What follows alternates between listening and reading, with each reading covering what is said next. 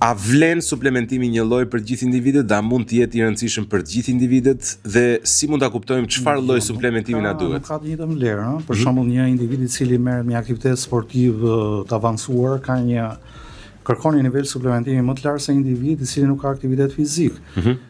Tek fëmijët për shembull, suplementimi tek fëmijët, tek moshat e vjetra, ku aftësia përthithëse e elementeve të ndryshëm ushqimor bie, ka nevojë për një rritje të suplementimit, ëh. Në disa, megjithatë, si një parantezë do të thoja që një dietë e ekuilibruar, suplementet nuk mund të zëvendësojnë në mënyrë absolute një dietë të ndërtuar mirë, të ekuilibruar me gjithë ato parime që kemi përmendur më parë, sepse ka dhe një gjë që thithja e mikronutrientëve, vitaminave, minerale bëhet në sinergji me njëra tjetrën. Kështu që ne nëse e prishim këtë sinergji ose nuk jemi të kujdesshëm për të ruajtur sinergjinë dhe balancën midis vitaminave dhe mineraleve, atëherë ne mund shkaktojmë disproporcione dhe të frenojmë thithjen e njërit apo tjetrit.